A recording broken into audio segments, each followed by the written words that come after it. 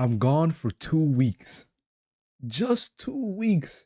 And the sequel to Keeping Up with Real Madrid keeps on getting better every single day while I was gone. I wanted to record, but I wasn't here. So many episodes that they dropped. And today, or a couple days ago, Perez and the Raquelme arc. Perez and the Raquelme arc. We knew that Perez started this election, and he didn't even need to. He didn't need to start an election, and all of a sudden he said, "Nah, you guys think I'm weak? You guys think I don't got the cojones anymore? Well, guess what? We're gonna start an election right now to see who can stand up to me." And there was one challenger that came up and stepped up, Juan Riquelme. Prior to this, the brother was unknown. I didn't know who this guy was. And then the calm, the arrogance of him to come out and blast Perez and say he can do these different things. And some of the most recent demands that he can say that I already have a contract agreement with Erling Haaland to come to the club. Wait a minute. Then he says, I will be signing a player on the Spanish national team, Ballon d'Or winner that will come to the club. And Rodri? So all this talk that he's giving out, all this big talk, big speech that he's saying, and this is just to run his campaign. This is like watching Trump and Hillary Clinton all over again. One is giving us promises before they even in offices. The other one is giving us promises before they can even get in office as well. And we're just seeing a clash back and forth, back and forth. And coming from Perez' side, he's saying I will sign a player of the caliber. And coming off Perez' side, he's saying that I will sign a player of the caliber of Cristiano Ronaldo for 150 million. Now you sit there and think to me, what player of Ronaldo's caliber is even in the market, let alone spending 150? Because we saw, I'll never say Ronaldo quality. Osimhen ain't Ronaldo quality. Haaland is definitely not quality. And then Perez, he already denied that we're not going to go for Olise. But then the next day, it's like he is going for Olise. And that's like the only name that makes sense. And to backtrack on that, I love Olise. He's an amazing player. But he is nowhere near the level of Cristiano Ronaldo and probably won't even touch that. But there's been so many just campaigning events between Riquelme and Perez. And I'm liking it as a Madrid fan. I'm not going to lie to you. Because over these years, when you're at the top for so long, you become not senile, but you become more lackadaisical of the competition. You don't really worry about the guys down there. It's like, hey, I won this many Champions League in this amount of years. Our neighbors haven't done anything. They ain't won since 2015.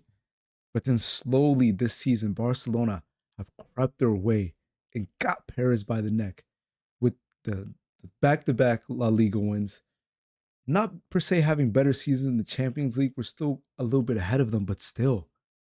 The noisy neighbors, they're getting more noisy by the day, and they're right there. And they're going hard this season by making signings of, I don't agree with Anthony Gordon, but they're spending money.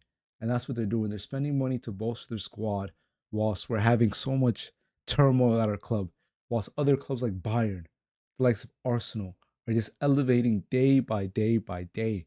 And Riquelme coming into this election has lit a fire in Paris, a fire in Paris that we haven't seen in so long, since the early Galacticos, since 2009, and since even the departure of Ronaldo in 2018. You're telling me this is the same guy, Perez, that's calm, lackadaisical. He's the same guy that said, hey, Ronaldo, I ain't giving you your extra bill. Pack it up and go. And just like he did. And that's the ruthlessness of Perez that we've been missing at this club, because he's become complacent. And obviously, when you win so many games, you win so much, you do become complacent because you're not worried about the people around you because you're already bathed in the glory that you had. And even with Riquelme, his antics of this campaign, Riquelme's antics to become the next president of Real Madrid and win the election was number one.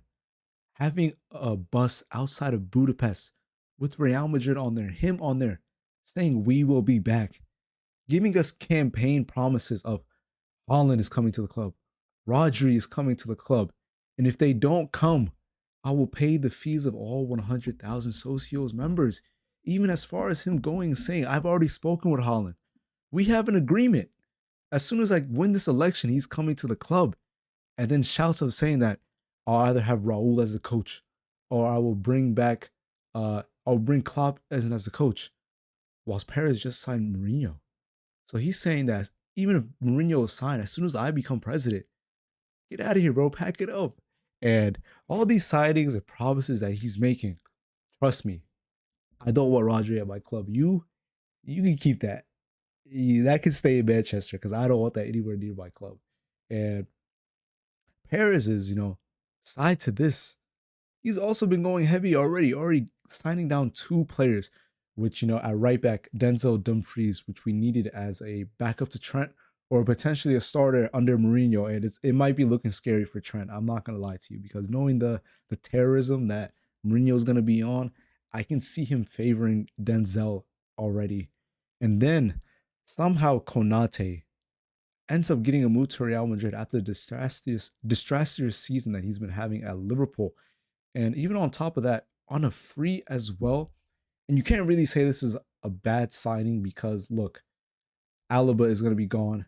Militao having done out both of his ACLs. Rudiger is on decline. Asensio is probably about to be out the club. And where does that leave us at the center back depth? Dean Huijsen still not, finding a right hand man to him in the defense, constantly having to play with people out of position, playing with people there. But this whole election and you know, this whole bust up in the whole Real Madrid campaign with the who will be the next president be has become, from a neutral point, just drama central, keeping up with Real Madrid. But oh, Paris, I'm waiting to see who this next Galactical signing will be. Will it be Olise? Will it be Jao Neves? Will it be Vitinha? I don't know. But I'm excited to see because he's already come out and signed two players already, in Konate and Trent. We still need more defensive, reinforcements. I'm seeing that, Gavardio is one of the targets. Calafiori is one of the targets. And look, I love Calafiori. The work that he does, he's almost like a unicorn player. At left back, at center back, can go into this positions in center defensive mid. Can see him popping up and attacking mid areas, left wing areas. I feel like he's a footballer that can do it all, and having him would be really exciting. And then obviously the youngster Gavardio, we already know the talent that he's had. Scoring a long range goal against Real Madrid, and also in that same breath getting done up by Mbappe in a game in Madrid where he slipped over, but the quality is still there. The quality is still there, and back on Olise, having Olise to the club would be a dream for me. It would be a dream to fix kind of the right-sided issues we've been having at Real Madrid. It's almost been about, I want to say a decade now or 8 years back that we haven't had a profile on the right-hand side that was left-footed, can go touchline, can come inside, just a creator off the ring. We've been having Rodrigo out our right wing shifts. And yeah, Rodrigo's still performing at a high level out there, but it's always more natural when you have a left-footed player out there that can come inside, cut inside, and just do their work in that area of the field. But I I find it difficult seeing Olise coming to Real Madrid. First of all, with Rummenigge, the CEOs of Bayern, saying you can offer us 200 million. We're not going to sell him because we care about the football with you we play. We don't care about the money. We want to dazzle the fans. And rightfully so. If I'm the CEO, would I accept 200 million? I don't know. 200 million is a lot. Go spend that 200, get you a Due, go get you a Kavara. But still, who knows? And then he just recently signed with Bayern as well. But the Real Madrid pull and the Real Madrid name, look, if Real Madrid comes knocking, you better come because you might not see that chance again. But understand me, after the heat that Paris has been getting with Riquelme and the whole election thing, and already signing two players already, Madrid is close to being back. He just needs to make a few more signings, a few more big name signings, and the right signings as well that will fit the composition of this team. And Real Madrid won't go back to back seasons winless at all because that is a disgrace. But tell me, where do you think? No, actually, tell me how many signings that can you see Real Madrid doing this summer, and how many players can you name out the ones that he's going to sign? Will it be Vitinha?